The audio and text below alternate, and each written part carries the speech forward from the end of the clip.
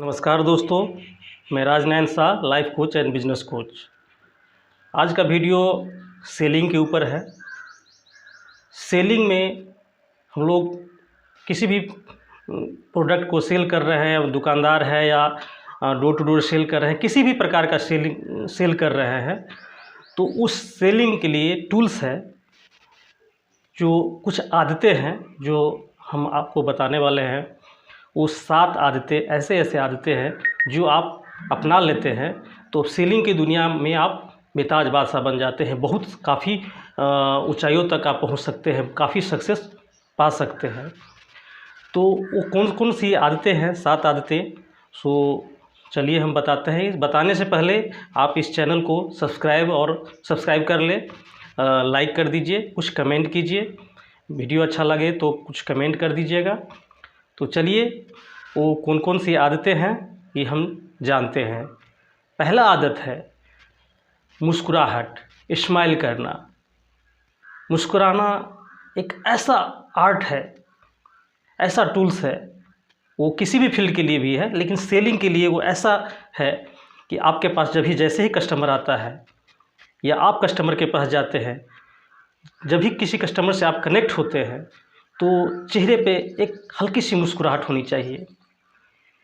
बहुत ज़्यादा भी नहीं हंसे, ज़्यादा हंसेंगे तो वो फिर बेकार हो जाएगा। हल्का सा मुस्कुराहट जो बहुत ही पावरफुल होता है, काफ़ी कारगर साबित होगा। वो इम्प्रेशन बनाने का बहुत ही अच्छा आदत है, अच्छा टूल्स है। जैसे ही कोई कस्टमर आपके पास आता है, आप उससे मुस्कुरा कर उसको कुछ बोलते भी नहीं है, सिर्फ मुस्कुरा देते हैं, इससे ही इम्प्रेशन बन जाता है। सामने वाले अच्छा फील करने लगता है, आपसे कनेक्ट होता है, आपके प्रति अट्रैक्ट होता है, जिससे आप दोनों में अच्छा बाउंडेशन में होने के कारण आपको अच्छा प्रभाव, आपके बिजनेस पे, सेलिंग पे अच्छा प्रभाव पड़ेगा। इम्प्रेशन अगर बन गया तो आगे का जो प्रोसेस आप करेंगे उससे और बेहतर ही होते चले जाएंगे। तो ये पहला आदत है मुस्कुराना। तो ये नोट कर लीजिए, मुस्कुराना बहुत ज़रूरी है, चेहरे पे मुस्कुराहट होना चाहिए। चलिए नेक्स्ट आदत बताते हैं। अगला आदत है सुनने की आदत। हम लोग क्या करते हैं, बहुत ज़्यादा बोलने लगते हैं। हम लोग को बोलना ज़्यादा पसंद है, सुनना कम पसंद है, लेकिन इस आदत को बदलना होगा। अगर हम सेल में हैं, सेलिंग प्रोफेशन में है, तो हमें कस्टमर जैसे आता है, कुछ बोलता है, तो ज़्यादा उसकी बातें को सुने, कम बोले। क्योंकि किसी भी व्यक्ति को सुनाना अच्छा लगता है, सुनना कम अच्छा लगता है। तो ज़्यादा उसकी बातों को सुनेंगे तो उससे अच्छा फील होगा, वो आपसे कनेक्ट होगा और आपसे जुड़ेगा। हाँ, ऐसा नहीं कि बिल्कुल आप नहीं बोले, आप बोले। बिल्कुल नहीं बोलेंगे तो वो भी फिर वो सोचेगा कि मेरे बातों को इग्नोर कर रहा है, मुझे उतना भाव नहीं दे रहा है। तो ऐसा नहीं करना है, आपको बोलना है, कम बोलना है, उसकी बातों को ज़्यादा सुनना है। ठीक है, तो ये दूसरा आदत हो गया।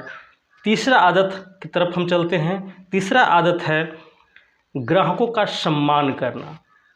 हम ग्राहकों का सम्मान नहीं करते हैं। कोई ग्राहक हमारे पास आता है या हम ग्राहक के पास जाते हैं, कैसे भी कुछ भी बोल देते हैं। उसकी कुछ बैड हैबिट्स होते हैं या कोई भी तरह के आदतें होते हैं, उसको देख करके हम मजाक उड़ा देते हैं, उसको सम्मान नहीं करते हैं, चाहे उसको हम दुख पहुंचा देते हैं, उसको हम रिस्पेक्ट नहीं कर पाते हैं। तो ये आपको करना होगा, आपको ग्राहक को सम्मान करना होगा, चाहे वो आपसे छोटा हो या आपसे बड़ा हो, चाहे कैसे भी कंडीशन में हो, गरीब हो अमीर हो, कोई मायने नहीं रखता है। लेकिन उसका आपका कस्टमर है, ग्राहक है, उसका सम्मान करना आपका कर्तव्य है। आप सेलिंग में हैं, उसका सम्मान करें। जैसे वो आता है, आप उसको नाम से संबोधित करें। किसी भी व्यक्ति को नाम से संबोधित करता है कोई, उससे बहुत अच्छा लगता है। अगर ये साइकोलॉजी है, अगर आपके नाम से अगर कोई पुकारता है या किसी और व्यक्ति को आप उसके नाम से आप बुलाते हैं तो उससे अच्छा फील होता है। तो आप उसके नाम से बुलाए, उससे रिस्पेक्ट दे, बैठने के लिए बोले, हाल चाल पूछ ले, इससे उससे अच्छा फील होगा।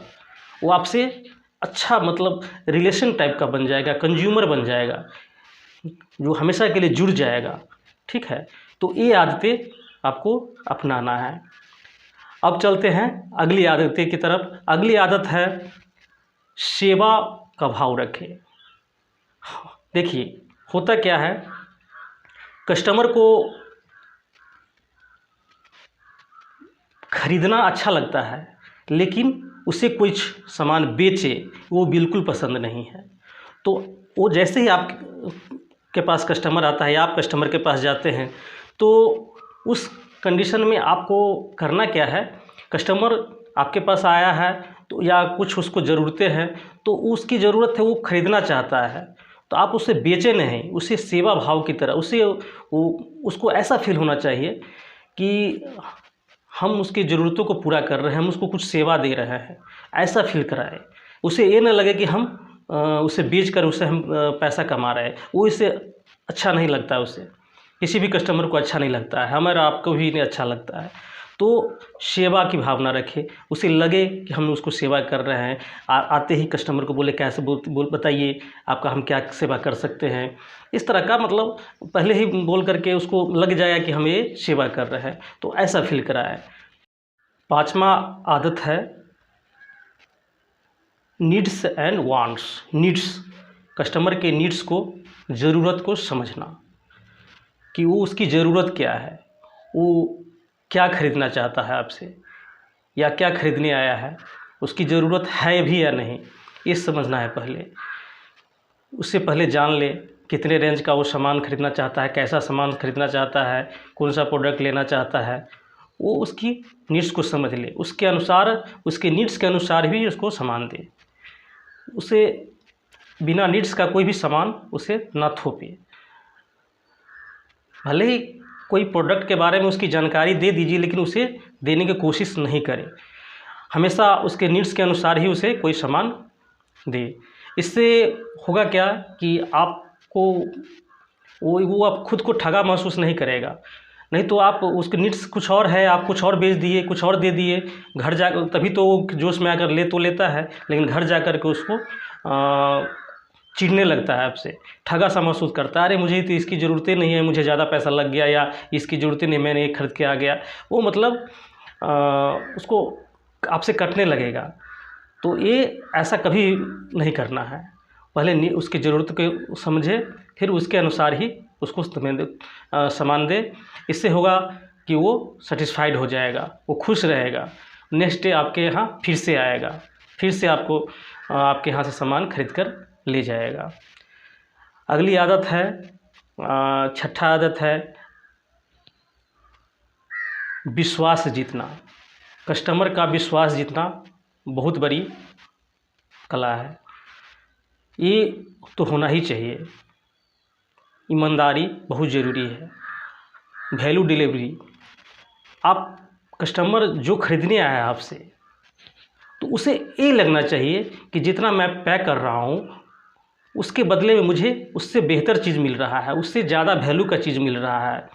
तो वैल्यू डिलीवरी अच्छा होना चाहिए। कुछ लोग क्या करते हैं, पैसे ज़्यादा ले लेते हैं और उसे जो डिलीवरी करते हैं कोई प्रोडक्ट का तो या सर्विसेज का, तो उससे कम वैल्यू का उससे लगता है, तो उससे भी ठगा महसूस होता है, लगता है उससे।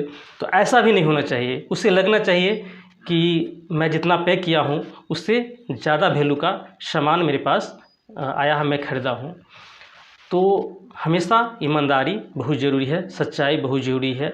आप लोगों का विश्वास जीते, ऐसा करने से आप उसके विश्वास, ईमानदारी रखेंगे तो आपसे लोग जुड़ेगा। विश्वास में बहुत ताकत है, वो आपसे अच्छा रिलेशनशिप कस्टमर के साथ बन जाएगा जो लॉन्ग टर्म के लिए चलेगा। सबसे लास्ट और 7वां आदत है आपका कि आप कोई प्रोडक्ट बेच दिए, बिक गया, अगर वो कस्टमर अगले दिन या कभी भी आपको मिल जाए या आपके पास आए तो उसका फीडबैक जानिए, ये जानना बहुत ज़रूरी है।